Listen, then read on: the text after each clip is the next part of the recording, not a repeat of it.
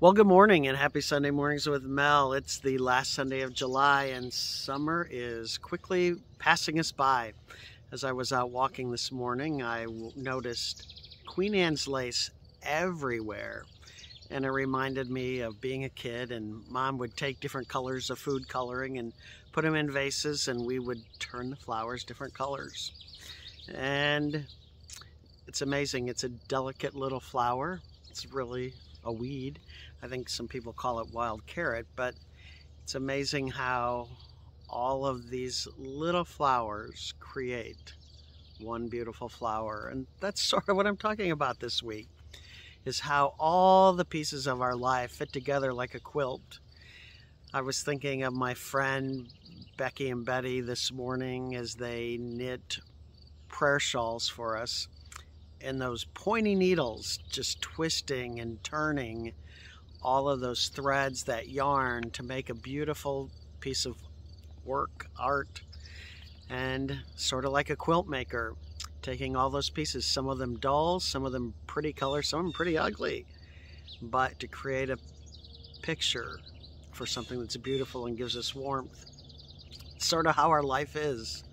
Sometimes we go through periods where we don't understand why we're going through them, how it all makes sense, what purpose it has in our life. But God has a plan, and we won't know till the very end how it all fits together. But we do need to trust that God has a plan. I'm going to sing a few songs this morning, and I think I might have to pause this a minute to clear my throat. Anyway, the first song I'm going to sing talks about those things that spring up in our life, those joys that catch us by surprise. And it goes like this. Come thou fount of every blessing, tune my heart to sing thy grace. Streams of mercy never ceasing, calls for songs of loudest praise. Teach me some melodious sonnet, sung by flaming tongues above. Praise the mount I'm fixed upon it, mount of thy redeeming love. This week was crazy busy. That's what I say every week. But the powers that be on Wednesday said I need to take a few days off. So took a unexpected little jaunt to Indiana, and I was a passenger in the car. I was in the back seat, and I slept for almost all 4 hours of the trip. Every time the car would stop, I would wake up and immediately fall back to sleep once the car was going again. That night we went out to dinner, got home, sitting in the living room in a recliner, and fell asleep around 10 o'clock. Woke up at 4 o'clock, fully dressed, and changed into some more comfortable shorts, returned to the recliner and woke up at 8:15.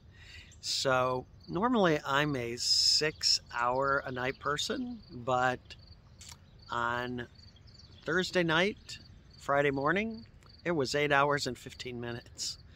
And then got in the car to come home and slept almost the whole way home. So I guess there's times when we just need to shut down, and I did that this week. Which leads me to a song called Near to the Heart of God, and it goes like this. There is a place of quiet rest near to the heart of God, a place where sin cannot molest, near to the heart of God. O Jesus, blessed Redeemer, sent from the heart of God, hold us who wait before thee, near to the heart of God. And I guess That's what I needed this week. I don't like to stop. I like to get things done. I'm a taskmaster, and yet I needed a place of quiet rest. So today I am talking about weaving the future together. And sometimes there are things that come into our life that we don't understand, but know that is part of God's master plan for our lives. Last song I'm going to sing is probably the only one of these that you probably knew, but it goes like this. I need thee every hour, most gracious Lord.